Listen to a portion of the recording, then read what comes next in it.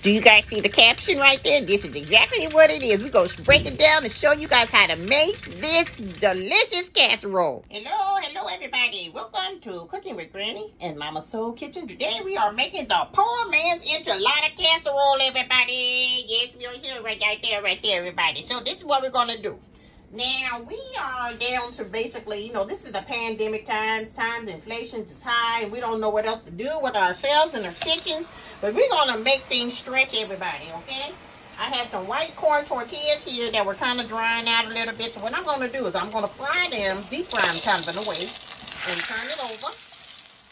And what I'm going to do is I'm not going to make it really hard. I just wanted to get that little sensation of, nice oil in there. And I'm going to take it out, drain them over here.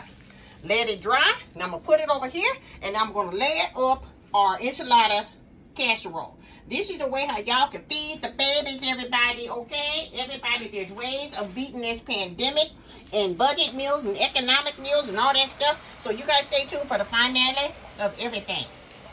Be right back. Like, share, and subscribe for more.